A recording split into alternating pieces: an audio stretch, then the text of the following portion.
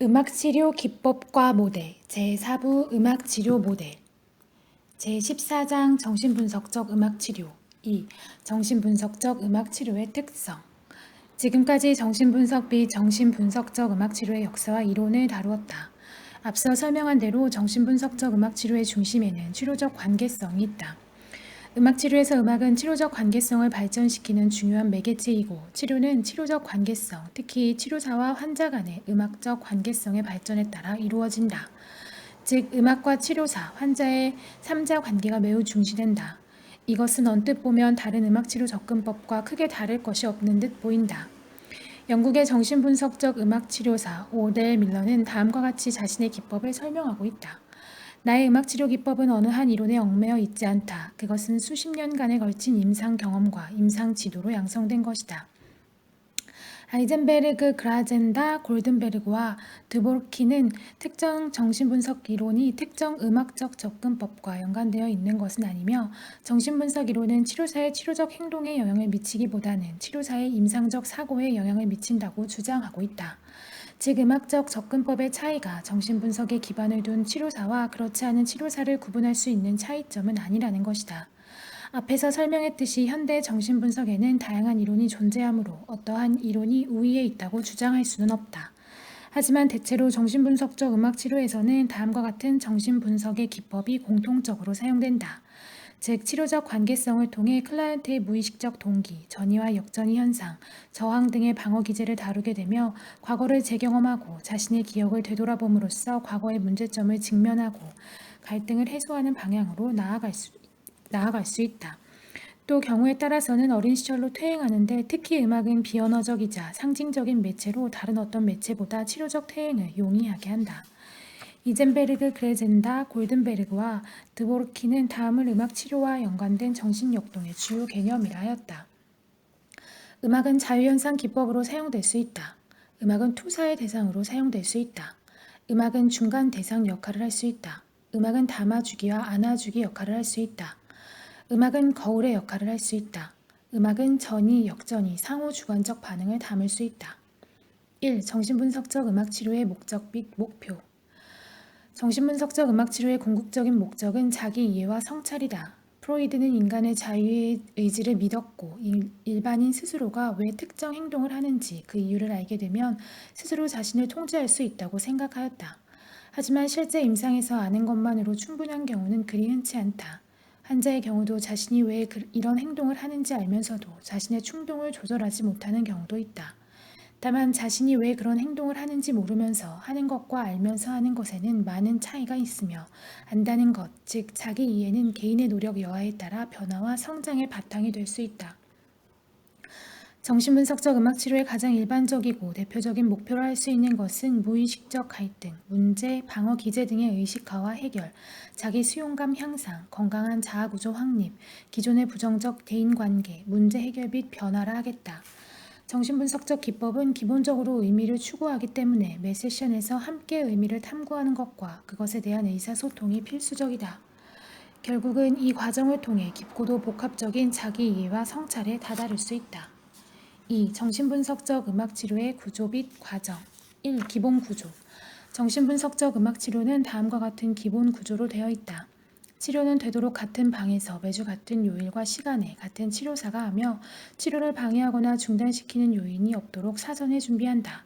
치료의 중단은 항상 미리 예고하고 준비해야 하며 치료의 중단이 환자에게 미칠 영향을 항상 고려해야 한다. 프리스틀리는 이러한 음악치료의 기본 구조, 심지어는 정기적인 치료비 수납 등의 구조도 자아가 약한 환자들에게는 단단히 안아주는 기능을 하며 자아의 안정감과 힘을 주어 삶의 강한 리듬을 가져온다고 했다. 반면 즉흥 연주의 음악적 구조, 예를 들면 리듬이나 높이는 연주할 당시의 클라이언트의 정신 기능의 정도에 영향을 받고 음색이나 강약은 기분에 좌우된다고 했다. 이러한 기본 구조를 바탕으로 음악 치료사들이 가장 일반적으로 사용하는 음악 구조는 일정한 시작 노래와 작별 노래일 것이다. 매주 같은 노래를 첫 시작과 마지막에 부르거나 연주함으로써 심리적 안정성, 지속성을 추구할 뿐 아니라 발달장애 아동 치료의 경우 학습과 훈련의 효과도 가져올 수 있다. 악기의 선택 및 종류의 경우 임상 상황에 따라 새로운 악기를 제공하더라도 항상 일정한 종류의 악기가 준비되어 있어야 한다. 하지만 클라이언트의 발달 정도나 상태, 필요성에 따라 융통성 있게 접근되어야 할 것이다. 2. 치료 과정. 정신분석적 음악 치료는 전통적으로 악기나 노래의 즉흥 연주를 주 매체로 사용하는 과정 중심의 치료다. 일반적으로 정신분석적 접근법은 클라이언트에게 선택의 자율성을 주며 비지시적, 비구조적인 특성을 지닌다. 치료 대상과 목적에 따라 정도의 차이는 있을 수 있지만 대체로 정신분석적 음악 치료에서는 클라이언트가 도움을 요청하지 않는 한 치료사가 클라이언트에게 구체적 음악 활동을 제시하는 경우는 드물다. 클라이언트가 어떤 악기를 선택해서 어떻게 연주하는지, 또 어떤 방식으로 치료사와 상호작용을 이어나가는지, 치료 시간과 치료사를 어떻게 이용하는지 등이 치료적 관계성에서 고려해야 할 주요 사항이기 때문이다. 알비는 무엇보다 클라이언트가 음악과의 관계성을 성립하는 것이 우선이라 여겼다. 특히 발달장애나 자폐증 클라이언트들의 경우 치료사와의 직접적인 관계를 성립하기 이전에 악기와의 관계성을 형성시켜 주는 것이 우선이기 때문에 클라이언트는 즉흥 연주를 통해 먼저 치료사의 악기와 관계성을 형성하게 된다. 이렇게 형성된 음악적 관계성은 곧 치료적 관계의 토대가 된다. 프리스틀리는 주로 성인 정신과에서 일했는데 그녀는 정신과 환자들의 증상이 주로 어린 시절의 상처에서 기인했다고 느꼈다. 따라서 음악은 치료적 상황에서 환자들의 퇴행과 자기 표현을 용이하게 하는 데 사용되었다. 연주는 대체로 녹음되었고 녹음된 음악을 함께 듣고 그것을 반영하는 대화의 시간을 가졌다. 대체로 신경증 환자들과 일할 때 이러한 방법을 사용했는데 이때 치료사는 정통적 정신분석의 방법인 언어적 해석을 통한 명료화, 전이 현상의 분석 등을 행하였다. 프로이드의 고전적 방법을 현대 정신분석에서 그대로 답습하지 않듯이 알빈과 프리스틀리의 주장과 방법이 일반화되어 오늘날 모든 클라이언트에게 적용되는 것은 아니다. 알드라이지는 알빈과 반대로 관계성이 먼저 성립되어야 즉흥 연주를 통한 음악적 상호작용을 할 수 있다고 주장했다. 음악치료의 이론은 앞에서 설명한 대로 임상과 이론이 함께 영향을 미치며 발전하는 발견적 학문이기 때문에 대상과 그 특성에 따라 치료 과정도 달라진다. 3. 자유 즉흥 연주 1. 음악적 전이와 역전이 임상 상황과 대상, 치료사에 따라 음악의 용도와 선택은 달라질 수 있으며 비슷한 훈련 과정을 거친 치료사라 할지라도 음악적 과정은 다르게 나타날 수 있다. 치료사만 연주하고 환자는 듣는 경우와 그 반대의 경우도 있을 수 있으며 자아 강도가 매우 낮고 자기 표현을 두려워하는 클라이언트의 경우 음악 감상부터 시작하여 서서히 즉흥 연주를 소개할 수도 있다. 보르샤는 정신역동적 음악치료에서 주로 사용되는 음악적 방법은 즉흥 연주, 노래, 음악과 심상이라 했지만 그의 분류는 GIM과 창조적 음악치료를 포함시키는 광의의 정신역동에 대해 다루고 있다. 서론에서 밝혔듯이 여기서는 협의의 정신분석적 음악치료를 집중적으로 다루기 때문에 정신분석적 음악치료의 주 매개체인 자유 즉흥 연주에 대해 집중적으로 다루기로 한다. 스트리터와 에스처는 자유 즉흥 연주는 음악에서의 자유연상 기법이라고 말하고 있다. 그럼 자유연상 기법이란 무엇인가? 프로이드는 분석가가 클라이언트에게 자유를 주고 그날의 주제를 스스로 선택할 수 있게 할 때 클라이언트가 분석가를 자신의 무의식의 세계로 더 잘 안내한다는 것을 알게 되었다. 이 자유연상 기법은 현재까지도 정신분석의 가장 중요한 테크닉으로 알려져 있다. 프로이드는 자유현상을 사용할 때 전이와 역전이 현상이 자연스럽게 발생하는 것을 발견했으며 전이와 역전이 현상은 회피할 수 없음을 강조했다. 스트리터는 음악적 자유현상 기법을 사용한다면 음악 치료에서도 전이와 역전이 현상은 피할 수 없기 때문에 이러한 현상을 이해하고 치료에 사용할 수 있어야 한다고 했다. 이러한 현상이 중요한 이유는 하나는 치료사도 자신이 해결하지 못했던 과거의 문제나 관계를 무의식적으로 클라이언트에게 투사할 수 있기 때문이다. 이런 경우 치료에 큰 장애가 되기 때문에 자기 분석과 임상 감독을 받는 일은 매우 중요하다. 무엇이 자신에게 속하는 것이고 무엇이 상대방에서 오는 것인가를 분간해내는 능력이 필수적이기 때문이다. 정신분석적 훈련을 받은 치료사는 자신의 역전이를 통해 전이현상을 이해하고 전이현상에 대한 작업에 들어갈 수 있다.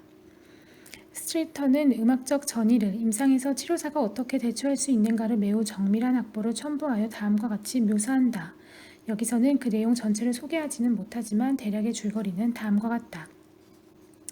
A. 클라이언트는 게토 드럼을, 치료자는 피아노를 연주했는데 A는 순환적 성격을 띤 연주를 했다.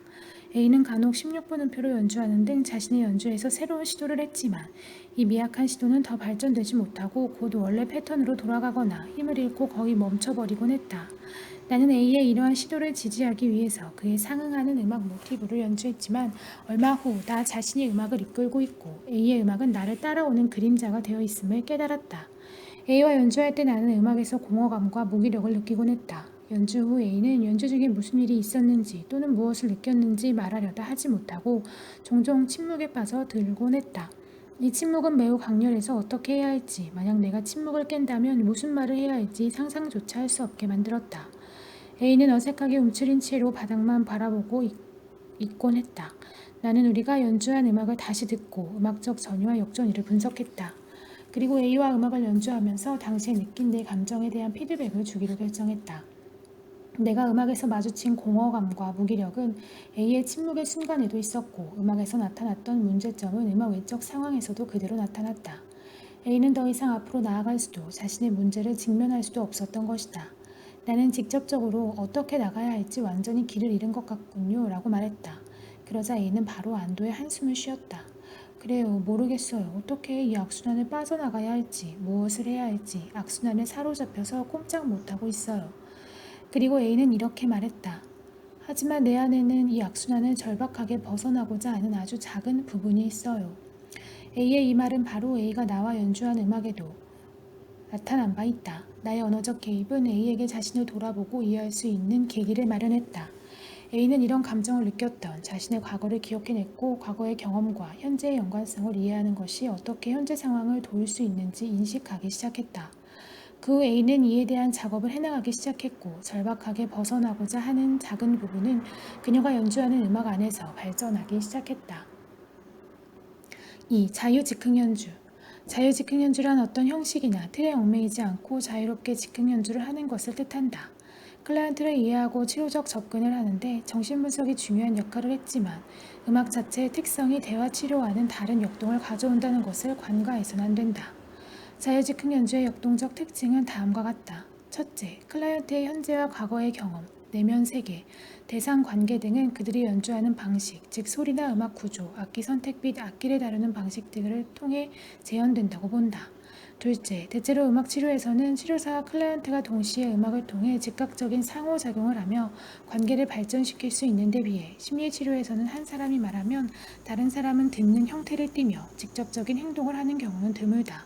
따라서 고전적 정신분석에서 말하는 중립적 입장은 음악치료에 그대로 적용되지 않으며 음악치료사는 음악을 통해 보다 적극적인 역할을 맡게 된다. 또한 치료사는 클라이언트가 연주를 통해 표현하는 관계성의 패턴이나 내면 세계에 대한 인식을 할 수 있어야 하고 클라이언트의 음악에 반응함과 동시에 서로 공유할 수 있는 음악적 경험을 만들어 갈 수 있어야 한다. 음악은 환자 혼자만이 음악이 아닌 것이다. 치료사는 음악을 통해 듣거나 지각하는 이슈들을 인식하고 그에 적절한 음악적 혹은 비음악적 개입을 하게 된다. 셋째, 언어는 비교적 명료한 표현인 반면 음악은 본질적으로 모호성을 지닌다. 이 모호성으로 인해 개개인은 말로 표현할 수 없는 억압된 소망, 충동, 은밀한 사고나 감정 등을 음악이라는 형식을 통해 창의적으로 승화시켜 일종의 자기예방을 이룰 수도 있고 안전하게 그 의미를 탐구하고 성찰해 볼 수도 있다. 넷째, 음악을 만들어가는 작업은 지금 여기의 경험을 형성해간다. 음악 치료에서 매우 중요한 치료적 과정이 진행되는 순간이며 음악적 과정 자체는 진정한 변화를 가져오기도 한다. 3. 정신분석적 음악 치료사의 요건. 정신분석적 음악 치료에서 치료적 관계란 치료기간 동안의 암묵적 계약 관계로 치료사는 전문가의 입장에서 치료에 대한 의무와 책임을 갖게 된다. 이 기간 동안 정신분석적 음악 치료사들은 치료적 관계를 조절하는 규칙들, 예를 들면 전문적 훈련 기강 및 윤리 기준 등의 규칙을 따르게 된다. 정신분석적 음악 치료사는 대체로 대학원에서 정신분석적 방법으로 임상훈련과 교육을 받고 졸업 후에도 상당 기간 자기 분석과 임상 감독을 받는다. 현재 유럽에서 정신분석적 혹은 정신역동적 기법을 지향하는 대부분의 음악치료 교육과정은 집단음악치료, 개별치료, 경험집단 등을 필수훈련 과정으로 제공하고 있다. 4. 음악치료의 갈래 및 모델 그리고 정신분석적 음악치료. 서론에서 음악치료는 기존의 심리치료의 다양한 이론을 수용하며 발전해왔다고 언급한 바 있다. 심리치료는 좀 더 세분화해서 보면 네 가지의 대표적 조류가 있는데 첫 번째가 정신분석, 두 번째가 행동주의 심리학, 세 번째가 인본주의 심리학, 네 번째가 초월 심리학이라 할 수 있다.